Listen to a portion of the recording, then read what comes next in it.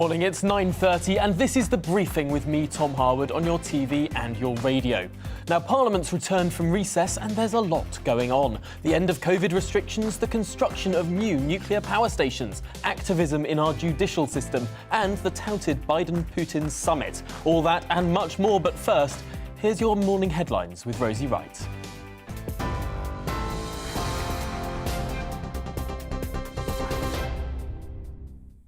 A very good morning to you. It is 9:30. I'm Rosie Wright, here to keep you up to date on GB News. The Prime Minister says scrapping the requirement to self-isolate in England will bring the country towards a return to normality and finally give people back their freedom.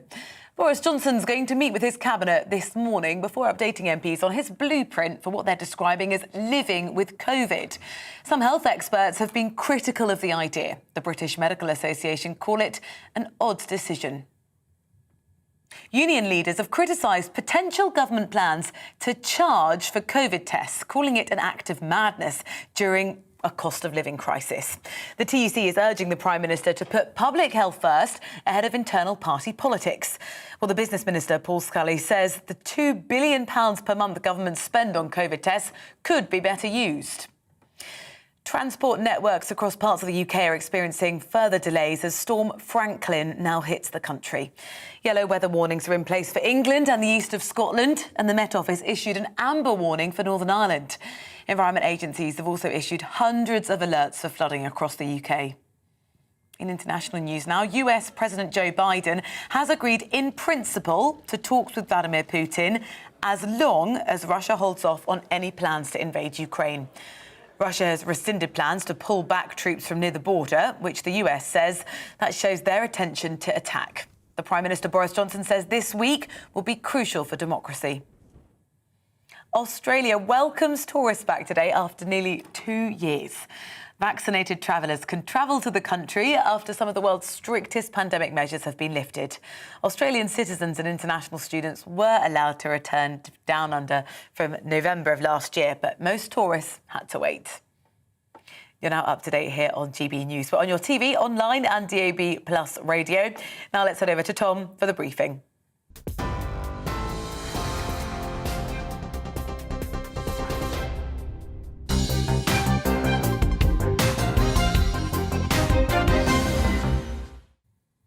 Good morning, it's 9:33 and this is The Briefing with me, Tom Harwood, on your TV and your radio.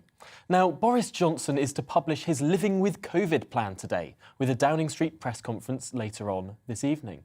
The Prime Minister said that today will mark a moment of pride after one of the most difficult periods in our country's history as we begin to learn to live with COVID. But the Labour Party said this move is like benching the team's best defender with 10 minutes to go. And others have accused the Prime Minister of making a political decision, not one based on the science. A political decision. As if it was somehow illegitimate to make a political judgment call. But let's get one thing straight. Throughout this pandemic, these choices have always been political. It's a politician's job to weigh up the evidence, to make those judgment calls, to balance security with liberty. And that's why we have elected politics in this country, not to be blind to danger, but to decide what is a sensible level of risk. We accept there's a higher risk from injury from playing sport, just as we accept there's a higher risk of COVID if we want to leave our homes, a higher risk of injury from doing things that make life worth living. But don't just take my word for it. This is what Chief Medical Officer Chris Whitty said back on the 5th of January 2021, at the start of the vaccine rollout. But the aim of this is to de-risk it as much as possible by the vaccine to the point where actually we get to the stage where the risk is incredibly low relative to where we are now. I mean, we just say, just as we do with flu, where every year, roughly on an average year, about 7,000 people a year die. In a bad year, up to 20,000 people a year die. We accept there is a level of risk that society will tolerate, and we should tolerate. People die, that's one of the things that happens, and we have to do that at a certain point. But that's a political decision, that's a societal decision. What we can do, though, with the vaccine is take the risk down and down. A political decision. Chris Whitty there just over a year ago. I wonder if some people forgot the mission of the vaccination programme in the first place. Well, let's discuss the ins and outs, the rights and the wrongs with what's being announced today with Dr. Chris Smith, a virologist and host of the Naked Scientists podcast. Welcome to the programme. First of all, Dr. Smith, your immediate reaction to what Boris Johnson is expected to set out today, particularly the abolition of the requirement, the legal requirement, to self-isolate. Really, I think it's crystallised in Boris Johnson's own words, which are, we're not urging people to throw caution to the wind. What they're doing is removing the legal requirements, the framework that was put in place as a special reaction to the threat posed by the coronavirus. And when that was done, it was always made clear that when these were regarded as no longer necessary, those legal requirements would be removed.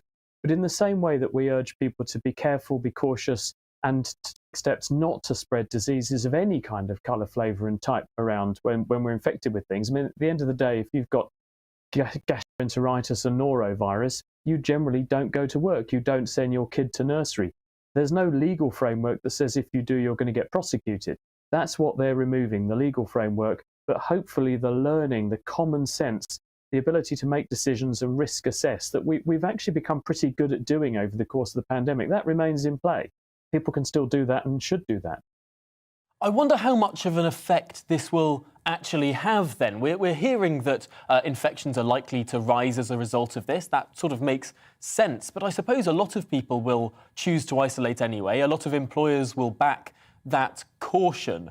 And the kind of people that might go out coughing and spluttering anywhere might have been doing that anyway without much check. Do you think this is actually going to have a material impact on the number of infections?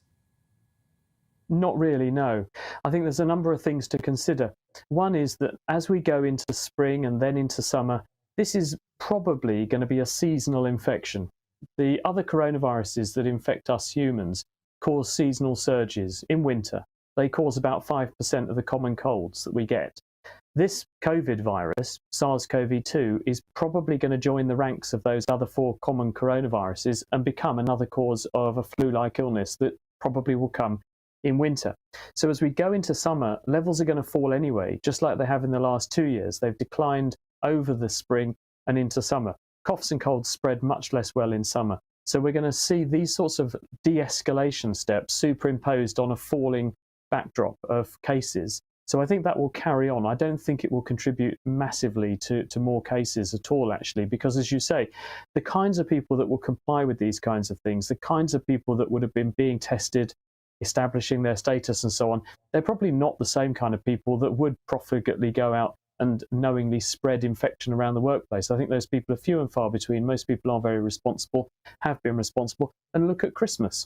When we knew that the Omicron variant had appeared and we hadn't yet got the measure of it, the government were frank and said, this has appeared. We don't know exactly how serious it could be. It could be serious, but please evaluate your circumstances, make an appropriate risk judgment about what you do over Christmas. We will reevaluate after Christmas. People did change their behaviour accordingly. So I think this is really a nod towards the fact that people have learned a lot. They can be treated as grown-ups, and we've never done this for other respiratory infections like the flu. You had the quote there from Chris Whitty. The flu also poses a significant seasonal risk, not just this year, but every year, and has done for hundreds of years. People are trusted to make sensible choices, and hopefully they'll carry on doing so.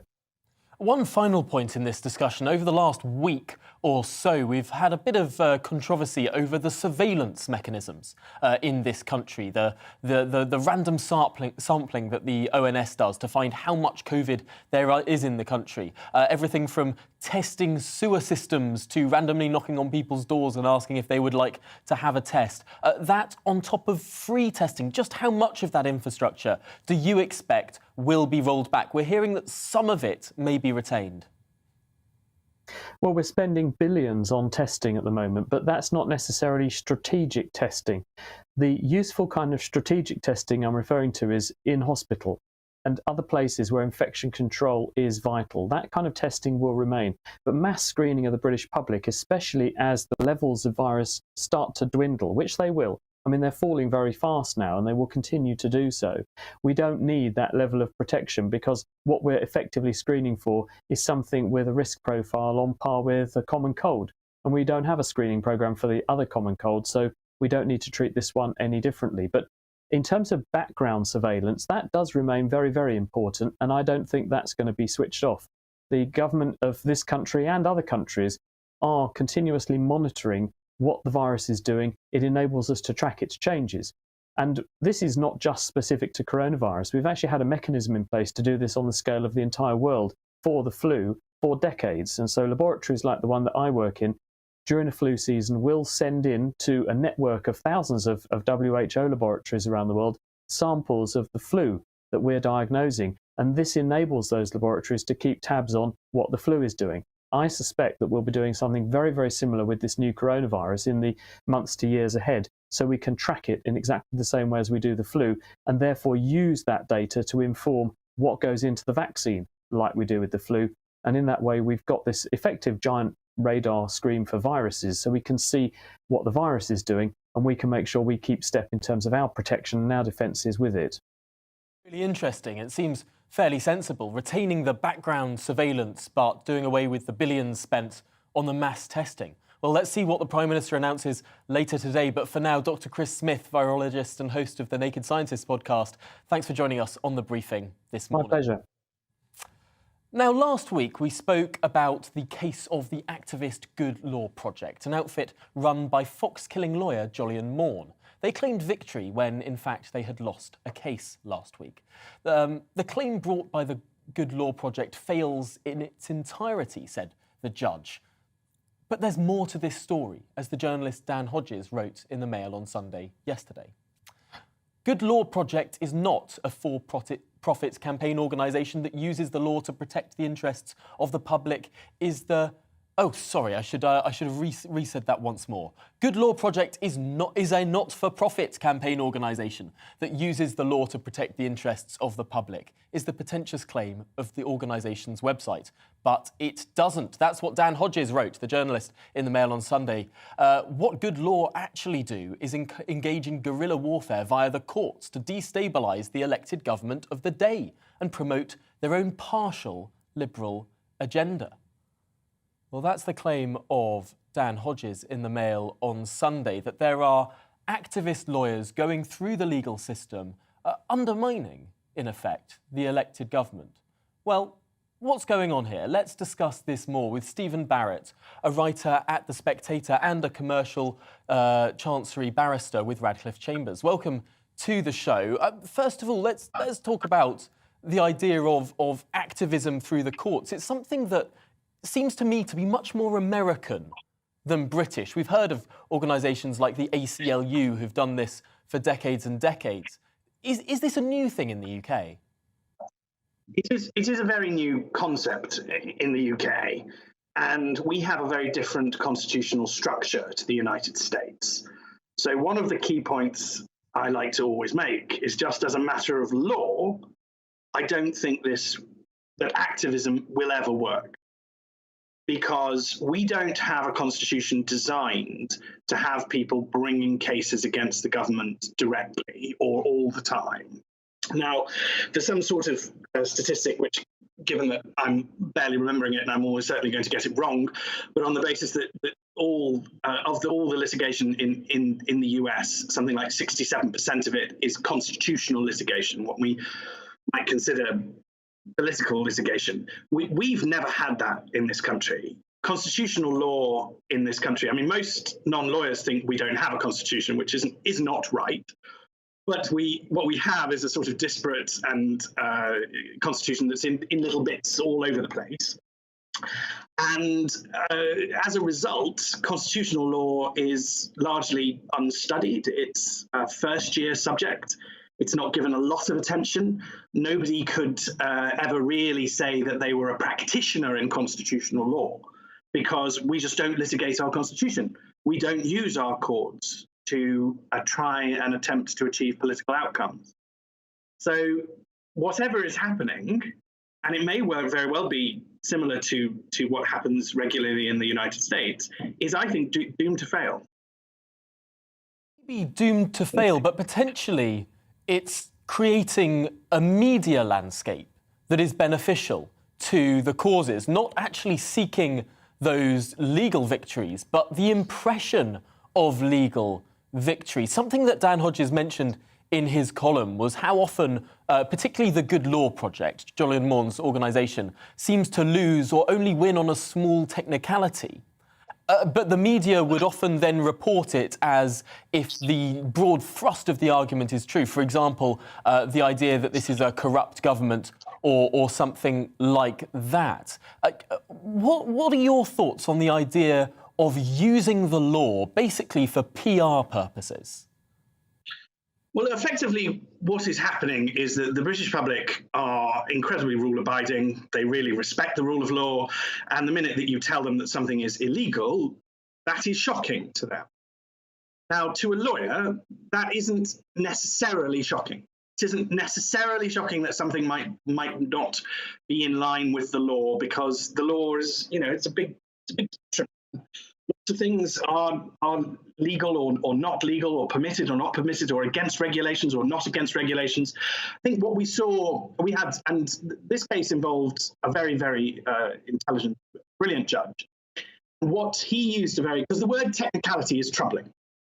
Now, I don't use that, and I would never use that in my writing, because I think that is a value judgment. I think that that's a political position, and I don't like to do politics in my articles. So what this judge used was the word error. What the court found was that there was an error. Now, whether you care about that error or you don't care about that error is a matter for you.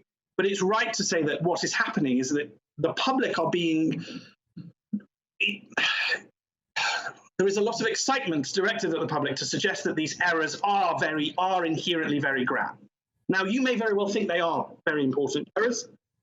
You also may think that they're not very important errors, and it's just not for the law to tell you one way or the other. The courts aren't taking a position, and this is what I mean about it doomed to fail. Our courts we simply don't have these mechanisms. We can't, the United States, the highest sort of legal drama in the United States is indicting a president. Now, we can't do that. There's no one's going to be indicting a prime minister. It's complete nonsense. And what we are seeing is the pursuit of a lot of errors that are being made in the operation of government.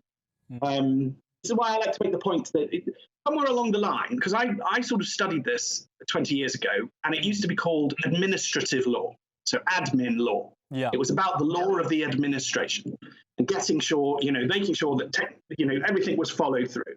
And at some point, it's rebranded itself as public law. I'm not entirely clear. I've never been entirely clear why. Because all law is public law. I mean, criminal law is for the public.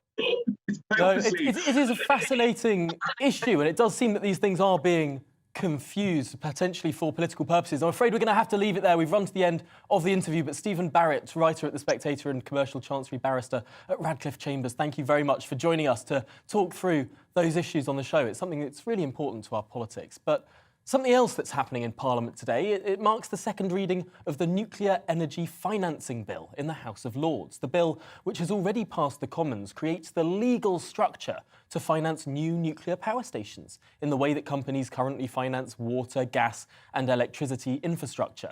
Now, Labour is supporting the bill, but the Scottish Nationalist Party and the Liberal Democrats argue against it and against the building of new nuclear power stations. So is new nuclear the answer? Well, joining me now is the head of policy at Net Zero Watch, Harry Wilkinson. Welcome to the programme. The government seems to be leaning in to nuclear power. Kwasi Kwarteng has said that nuclear power has to be part of the answer. Are we doing enough, therefore, to make sure it is a big part of the mix? Well, I think absolutely this is the right direction to be going in. We need to see more nuclear brought forward. It's a vital part of the energy mix. It provides reliable, low-carbon power. So it's right that the government is making attempts to bring this forward. What we have with the nuclear energy bill is an attempt to change how we finance nuclear projects. So this is about saying that actually the developers of nuclear power stations will actually have access to a stream of payments before it actually starts generating electricity. So it shifts some of the risk from those builders of those projects to the consumers. So this will mean more risk for energy bill payers, for everyone up and down the country, but it will actually help reduce the costs in the long term. So that's the very much the aim of the government. It needs to be implemented properly, because in some ways you could say it gives a blank check for these companies to take payments from the public. So that needs to be tightly monitored to make sure that there isn't exploitation of that system. But if that can be done, then we may see costs come down, and that would be a good thing for everyone. I think the government argues that this could save something like £30 billion to consumers, although that's obviously in the long run rather than the short run, and there is that risk. But is it your view that this makes new nuclear power stations much more likely in this country? This is a big step that does appear to lower the cost of nuclear projects. It brings down a hurdle that was in the way of nuclear projects, because it was just such a big risk. And part of that is regulatory risk. It's a huge minefield of different regulations that you have to, and quite rightly, given the safety issues, but that nonetheless made it a very daunting prospect for companies to get involved with. So this actually gives them a bit of support and helps bring nuclear forward in that way. But I think ultimately what we want to be seeing is a competitive energy market with different technologies allowed to compete with each other. And this is another complex layer of intervention that actually could, if implemented wrongly, actually misfire and lead to more risks and more failed projects. We've seen lots of projects stall along the way because of various reasons, and we certainly don't want to see that happen again. No, we certainly don't. Well, we'll keep a keen eye on this. I know that you and I are both fervently in favour of new nuclear power. Let's hope that it happens and in a way that is not too expensive. But for now, Harry Wilkinson, thank you for joining us this morning on The Briefing. Very important bill there in the Lords today. Now, something else in the realm of international affairs. President Biden and Prime Minister Boris Johnson have both continued to insist that a diplomatic solution to the Ukraine crisis is possible. And yesterday, President Macron of France helped the US and Russia to agree, quote, in principle, to attend a summit amid Ukrainian tensions. So can peace really be achieved? Can hotter heads cool down? Well, Keir Giles is an expert in Russia power projection with Chatham House and joins me now. Welcome to the programme. First of all, is this a bit of a climb down from the Russians to agree to this in principle, to meet with the Americans so formally? Is this particularly common? It's perfectly normal. Now, this procession of diplomats that you've seen asking President Putin nicely not to invade has always seemed a little bit futile when they're repeating the same messages to Russia and getting the same complaints in response. In fact, a Ukrainian journalist said this morning, it's like asking Godzilla nicely not to tread on your house. But one thing that's emerged just while you've been on air is that Russia has now said no, they're not going to have a summit. They called it premature, whereas a lot of other people might think it was already too late. And instead, President Putin is going to be meeting with his own Security Council, which a lot of people are thinking does mean potentially a formal announcement that, yes, they are actually finally going to move into Ukraine.